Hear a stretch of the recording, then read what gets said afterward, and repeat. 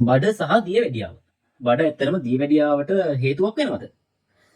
ඇත්තටම මහත කෙනෙකුගේ වැඩිම තියෙන බඩ. බලන්න මහත කෙනෙකුගේ තියෙන තෙල් ප්‍රමාණය වැඩි.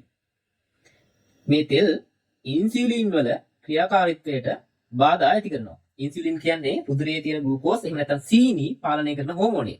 ඉතින් ඒ හෝමෝනයට බලපෑම් ඇති කරන් ඒ හෝමෝනයේ ක්‍රියාකාරීත්වයට බලපෑම් ඇති කරාම සීනි වැඩි වෙනවා වල ඒ කියන්නේ දියවැඩියාව ඇති වෙනවා. මේක තවදුරටත් පැහැදිලි කරලා දෙන්නම් මේ විදිහට. පුද්ගලයෙකුගේ තියෙන මේද ප්‍රමාණය මහත වුණාම ඇත්තටම උදරයේ තියෙන ප්‍රමාණය වැඩි පර්යන්තයේ තියෙන මේද ප්‍රමාණයට සාපේක්ෂව. වැඩිපුරම තැන්පත් වෙන්නේ උදරයේ තියෙන මේද පටකේ. මේ මේද පටකය විශාල වෙන්න ඒ ලිපිඩ මේද බිඳ වැටෙන්න පටන් ගන්නවා. මේවා බිඳ වැටුනම ඇති වෙන්නේ ෆ්‍රී පැටි ඇසිඩ්. ෆ්‍රී පැටි ඇසිඩ් වලින් DAG හදනවා. සෛල තුලදී මේ ෆ්‍රී පැටි ඇසිඩ් ඔක්සිකරණය වෙලා ඩයි ඇසිල් ග්ලිසරෝල් හදනවා. මේ ඩයි ඇසිල් ග්ලිසරෝල් ඉන්සියුලින් රිසෙප්ටර් පාත්වේ එක ඇටනුවේට් කරනවා. ඇටනුවේට් කරනවා කියලා කියන්නේ අඩපණ කරනවා. ඒක මෙහෙමයි ඉන්සියුලින් රිසෙප්ටර් පාත්වේ එක පැහැදිලි කරන්නේ. ඉන්සියුලින් අණුවක් තමයි මේ තියෙන රෝස පාට. ඉන්සියුලින් අණුවක් මෙන්න ඉන්සියුලින් රිසෙප්ටර් එකකට බැඳෙනවා. මේ තියෙන්නේ ටාගට් ඕගන් එකක සෛලයක්. ඉතින් රිසෙප්ටර් එක බැඳුනම මේ විදියට ඒ සෛලය විසින් A කියලා අණුවක් හදනවා. A වලින් B හදනවා. B වලින් C හදනවා. C වලින් D හදනවා. මේ D කියන එක හැදුනොත් විතරයි ඇක්ෂන් එක දෙන්න පුළුවන් වෙන්නේ. මොකක්ද ඇක්ෂන් එක? ඇක්ෂන් ගණනාවක් තියෙනවා ඉන්සියුලින් වලින්. මම ගන්නම් සෛල තුලට ග්ලූකෝස් ඇතුල් කිරීම.